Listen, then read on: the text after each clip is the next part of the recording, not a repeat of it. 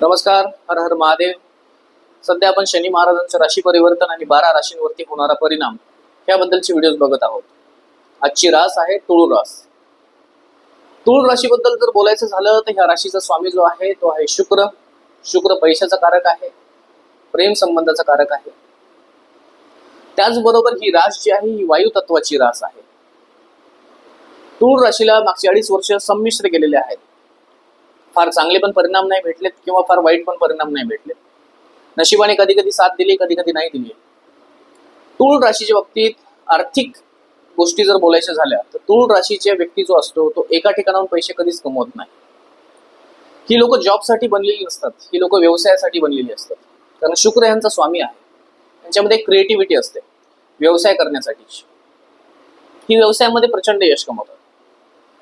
मागचे 2.5 वर्ष तुळ राशीच्या 5व्या घरामध्ये शनी महाराज होते. मी संमिश्र यासाठी बोललो कारण की 5वं जे घर आहे ते आहे गुरुचं घर. मागचे 2.5 वर्ष तिथे होते ज्यांनी उपासना चांगल्या ठेवल्या, ज्यांनी प्रॅक्टिकल राहून निर्णय घेतले, त्यांना खूप चांगले फळ जे आहेत ते मिळालेले आहेत.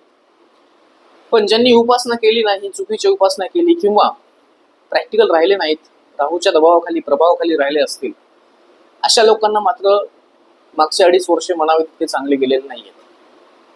पण आता काय आहे तर आता 29 मार्चला शनी महाराज जे आहे ते तुळ राशीच्या 6व्या घरामध्ये आलेले आहेत.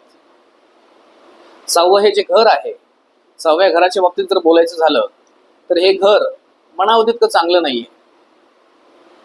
कोर्ट कचेऱ्यांसाठी होणाऱ्या ह्या गोष्टी आहेत.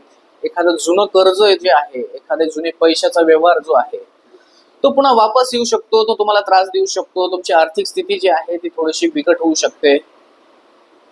त्याचबरोबर तुम्हाला कोणत्याही प्रकारची पार्टनरशिप तुम्ही जर सध्या करत असाल तर त्याच्यातून तुम्हाला म्हणावे तितके चांगले फळ मिळणार नाहीत. थोडेसे वाद जे आहेत ते होऊ शकतात. तुळ राशीला ह्या 2.5 वर्षामध्ये 2027च्या 2.5 वर्षामध्ये खूप काही गोष्टी ज्या आहेत ते शिकायच्या आहेत, खूप काही गोष्टी ज्या आहेत ते करायच्या आहेत. शनी महाराजांना जे आहे ते डिसिप्लिन आवडत असतं, शिस्त आवडत असते.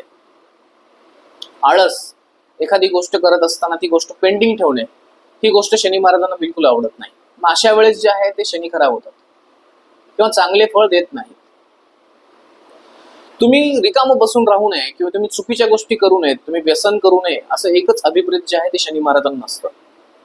तुळ राशीच्या लोकांना पुढचे 2.5 वर्ष जे आहेत ते ह्या सगळ्या गोष्टींना व्यवस्थितपणे हँडल करायचं आहे. हे 2.5 वर्ष तुम्हाला सावधान राहूनच काम करायचं आहे, अलर्ट राहूनच काम करायचं आहे. राहूचा कोणताही वाईट प्रभाव तुमच्यावरती येऊ नये यासाठी तुम्ही काळजी करायची आहे. त्यासाठी प्रॅक्टिकली राहूनच तुम्हाला प्रत्येक निर्णय घ्यायचे आहेत. लग्नाच्या बाबतीत बोलायचं झालं तर तुळ राशीच्या लोकांची लग्न ह्या 2.5 वर्षामध्ये होऊ शकतात, त्यांची लग्न जमू शकतात. मागच्या 2.5 वर्ष त्यांना म्हणावं तितकं चांगले फळ ह्या बाबतीमध्ये मिळालेले नाहीयेत. दुसरी महत्वाची गोष्ट, तुळ राशीने जी आहे ती उपासना ही करावी की सर्वात आधी तुळ राशीच्या लोकांनी हनुमानाची उपासना करणं गरजेचं आहे.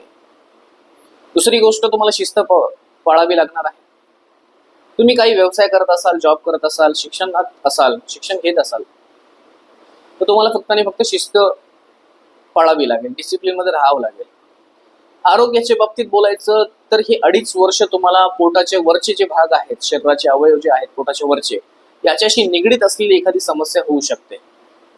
त्यामुळे पोटाच्या वरच्या भागांची काळजी घेणं तुळ राशीच्या लोकांना गरजेचं असेल. हे 2.5 वर्ष तुम्हाला संमिश्रच जातील, पण ते तुमच्या कर्मावरती डिपेंड आहे. शनी महाराजांना अभिप्रेत असलेलं कर्म जर झालं तर 100% तुम्हाला हे 2.5 वर्ष चांगले देखील जातील. पैशाच्या बाबतीमध्ये व्यवहार करताना देखील तुळ राशीच्या लोकांनी आता जपून व्यवहार करणं गरजेचं आहे. कोर्ट कचेरी किंवा एखादी न्यायालयीन प्रक्रिया जी आहे ती तुमच्या मागे लागू शकते. त्यासाठी तुम्ही कर्म करताना पूर्णपणे विचार करून कर्म करणं गरजेचं आहे. तुळ राशीला काय करायला हवं हे आपण आता सांगितलं. उपाय सांगितले, उपाययोजना सांगितल्या, उपासना देखील सांगितल्या. पुढची जी रास आहे ती आहे वृश्चिक रास. तोपर्यंत ह्या चॅनलला लाईक करा, शेअर करा, सबस्क्राईब करा. धन्यवाद.